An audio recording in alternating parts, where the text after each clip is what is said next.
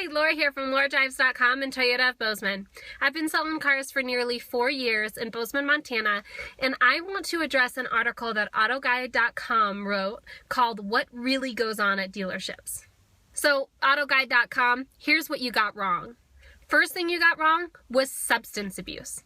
AutoGuide.com begins this article with a former car salesman. We don't learn where he sold cars or how friggin' long ago it was. We don't know if he sold cars in 1979, but what we do know from this apparently reputable source is that car salesmen, because of the high-stress atmosphere, have substance abuse problems. He says, if you don't smoke as a car salesman, you're picking up a bad habit when you're there. And he even specifies for us. He says, when we're talking about substance abuse, we're talking about both illegal and legal. AutoGuide, I'm here to tell you I take my job seriously. I work at a dealership whose policy is drug-free. But beyond that, car salesmen drive expensive machinery every day. I would say the only bad habit I've taken on since I started in the car business nearly 4 years ago is working too much. Because I love my job and I take it really seriously. Second thing AutoGuide.com got wrong was the process. They say that once a customer is paired with a salesperson, the next step is to fill out a long, boring credit application. What? On what planet, moments after I've met you, am I having you fill out something with your social security number?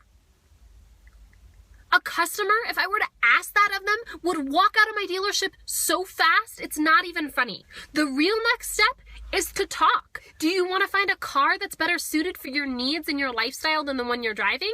Do you want to investigate trucks because you need a tax write-off for this business year?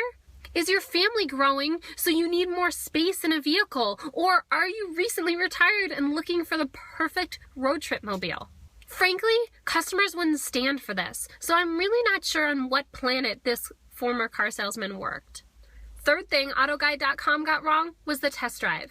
This gentleman says that the test drive's purpose is to mask anything bad about the vehicle.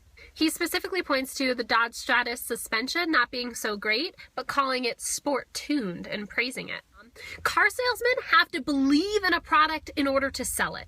If you're not convinced, if you don't have conviction in what you're selling, people will sense that and run in the opposite direction.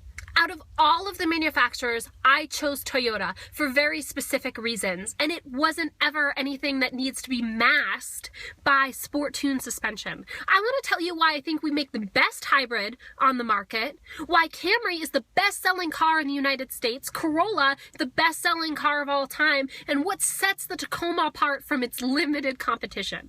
The fourth and final thing that AutoGuide.com got wrong was what they call knocking you over the head.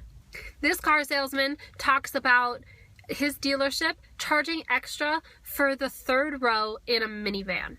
There are so many resources out there that I see customers using every single day that would point to this third row being standard equipment.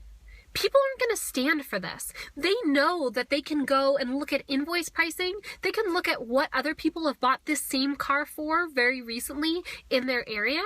The automotive world is no longer, and has not been for quite some time, a place where deception can exist.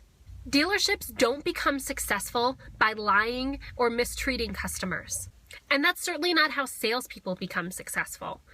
We need to create a customer base that respects, likes, and trusts us. And the way that we do that is treat them fairly when they do come in and buy. So in conclusion, AutoGuide.com, what you got wrong was everything. I don't know to what benefit perpetuating an antiquated myth benefits your publication, but what I can tell you is that instead of this article being called What Really Happens at Dealerships, it needs to be called What Really Happened at a Dealership, because it's simply not true.